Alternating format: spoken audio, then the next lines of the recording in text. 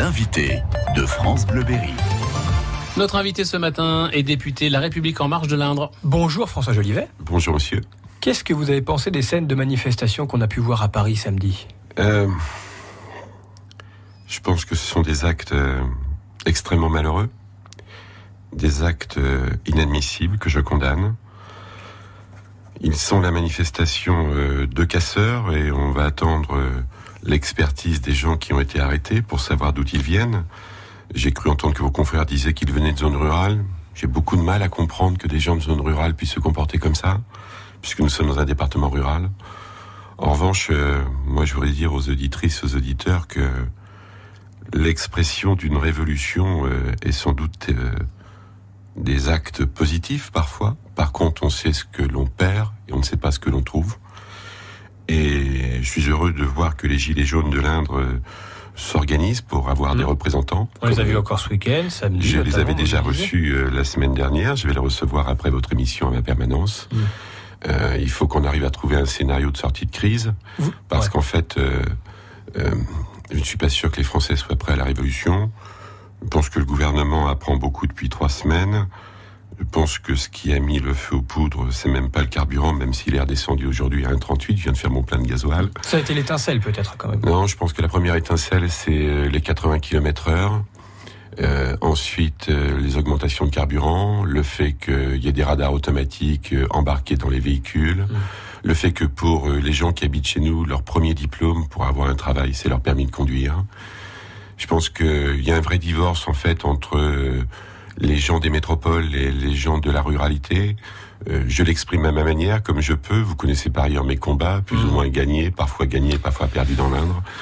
Mais en tous les cas, la France peut pas rester dans cet état-là. On sent qu'on n'arrive plus à se parler aujourd'hui entre une caste politique et puis des gens qui se sentent profondément incompris. Ils disent on n'est pas entendu, voire on n'est pas écouté même. Alors, c'est important. Sur l'écoute, je peux pas parler des autres, je peux parler que de ce que je fais, donc ça j'écoute. Le fait que les gens ne soient pas compris, vous savez, quand on commence sur les carburants et le 80 km/h et qu'on finit sur le pouvoir d'achat, sur le maintien des emplois, sur l'interdiction administrative de licenciement, comme j'ai pu voir, on voit bien qu'il y a une vague de fond qui vient bien plus loin. Un malaise qui est global. C'est un malaise qui est global. Mais il n'empêche qu'il faut que le gouvernement sans doute se reprenne. Vous savez, la première motivation de l'augmentation des carburants, alors il y a certes les sous, les 4 milliards, mais il y avait aussi le fait que la France connaisse le plus de cancers. Moi je suis pas un médecin, je ne sais pas si c'est vrai. À cause des morts sur les routes, la pollution, etc. Donc regardez, tout à l'heure vous indiquiez qu'une personne avait des poids lourds à hydrogène, je crois. Eh bien, au gaz plutôt. Mais je pense que les gens, ça va trop vite, les gens ne comprennent plus. Mais il y a des maladresses. Regardez par exemple, on supprime l'impôt sur la fortune, ça coûte exactement ce que la hausse des taxes va rapporter. Alors, c'est un symbole, la maladresse, c'est un symbole. Les symboles comptent aussi pour les gens. Bien entendu, les symboles comptent, mais pourquoi est-ce que ça a été fait ? C'est qu'aujourd'hui, avec la crise de 2008, les banques ne prêtent plus aux entreprises 100% de leurs investissements. Il faut que les entreprises aient autour de 25 à 30% de fonds propres dans les investissements qu'elles font. Et en fait, comme elles ne trouvent pas de fonds propres, ces entreprises, les banques leur amènent des fonds de pension étrangers pour rentrer au capital. C'est-à-dire que tout notre patrimoine industriel et d'entreprise est en train de partir. Mais ça, c'est la volonté des banques aussi. C'est pas un événement climatique, c'est pas quelque chose qui n'arrive qu'à on parlait d'ISF tout à l'heure, ça n'a rien à voir avec l'événement climatique. Mais c'était ça, c'est d'essayer d'amener les Français à remettre de l'argent dans les entreprises, parce qu'aujourd'hui, toutes les entreprises de France sont en train de se vendre à l'étranger. Emmanuel Macron s'est fait élire en vendant comme projet un renouvellement de la politique. Je l'invente pas, une nouvelle façon de faire. Visiblement, pour l'instant, c'est un échec. Vous le dites vous-même, il y a eu des incompréhensions. Alors, sur le renouvellement de la politique, l'Assemblée nationale est très renouvelée. C'est-à-dire qu'elle a des députés... Elle a des députés aujourd'hui qui ne vivent pas de la politique. Ce qui n'est pas le cas. Pas tous. D'ailleurs, moi, j'en ai jamais vécu. Mais tous n'en vivaient pas avant non plus. Beaucoup, parce que quand on vit de la politique, on n'a que ce seul mandat pour vivre. On est prêt à tout pour le garder, y compris à mettre de côté sa conscience. Ça, c'est nouveau. En revanche, si j'ose dire, la purge de la très haute administration n'a pas été faite. Les gens essayent de bien travailler. Vous savez, les très hauts fonctionnaires, je m'y frotte, je m'y blesse parfois. Mais en fait, ces gens-là n'ont pas changé. Et c'est eux qui tiennent l'appareil d'État. Et je pense qu'il faut que les élus et reprennent sans doute encore un peu plus la main parce qu'en fait cette administration-là est extrêmement dure. Le travail continue. Et le travail continue. Dernière question rapidement sur les Gilets jaunes pour en finir avec ce dossier. Imaginons que ces gens finissent par rentrer chez eux sans avoir l'impression d'avoir été entendus. Vous imaginez les conséquences que ça peut avoir sur les élections dans les années à venir ? Ah mais le danger il est là. Maintenant, on ne peut pas régler en quelques mois 35 ans d'échec de la conduite politique de notre pays. Et moi, j'étais assez inquiet quand je regardais l'émission de France 2 hier, où je voyais des gens, des gilets jaunes qui disaient « Moi, je ne vais pas négocier, moi, je veux que ça dure, moi, je veux ». C'est un discours qu'on a entendu dans d'autres années, dans certains mouvements politiques, qui étaient des mouvements politiques qui avaient pour objectif la conquête de pouvoir par la révolte.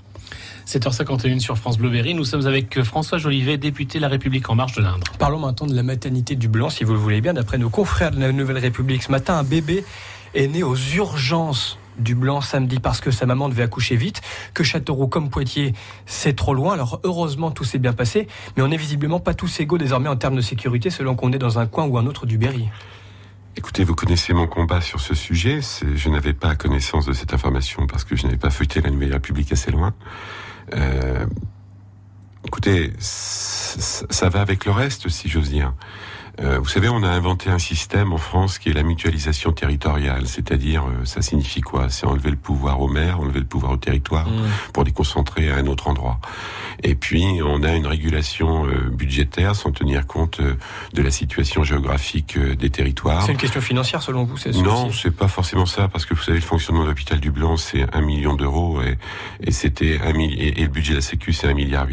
Ce que je puis vous dire, c'est que là, on a la manifestation d'un très haut fonctionnaire qui prend une décision et qui est couvert vraisemblablement par sa ministre, même si la ministre lui avait donné aucune instruction dans ce domaine-là. Donc, mon combat est de faire comprendre que ces territoires qui sont les nôtres méritent encore des gens qui puissent y vivre. Et c'est un combat, vous savez, qui est transverse. Il n'est pas qu'au sein de la République En Marche, il est au sein de tous les mouvements. Il est perdu, ce combat de la maternité du Blanc ? Moi, je crois pas. Écoutez, c'est un exemple supplémentaire qui me permet de dire que mon combat n'est pas injuste.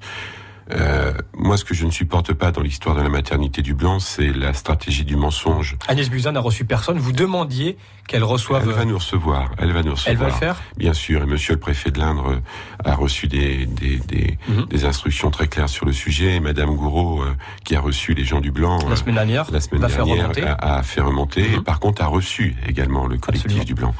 Pour ne rien leur dire de plus, finalement. Mais les a reçus pour entendre au moins leur colère. Oui, non, mais c'est important. Vous savez, la bienveillance et l'empathie, ça commence par cela. Et notre territoire rural, je dirais, mérite encore plus une ministre de la Santé présente. Mais on dit beaucoup aux gens en ce moment qu'on les comprend et qu'on les entend. C'est ce que dit aussi le gouvernement aux Gilets jaunes, pour en revenir à eux. C'est ce qu'on dit aussi aux défenseurs de la maternité du Blanc, sauf qu'après, derrière, s'il se passe que ça, ça n'apaise personne. Vous savez, je sais pas comment se passe le processus de décision dans la radio lorsqu'on parle au personnel et qu'on est la direction. Il y a une phase d'écoute, de dire je vous comprends, puis après il y a ce qu'on appelle le plan d'action, c'est l'action. Vous savez, toutes les demandes qui sont formulées aujourd'hui sont des demandes qui viennent de loin. Il est difficile de toutes les exaucer, mais je crois que le gouvernement apprend beaucoup, et je crois également que le gouvernement apprend ce qu'est la ruralité. Je pense que les hauts fonctionnaires commencent à se dire, tiens, on a peut-être fait une connerie. On verra ça dans les semaines qui viennent. Merci François Jolivet.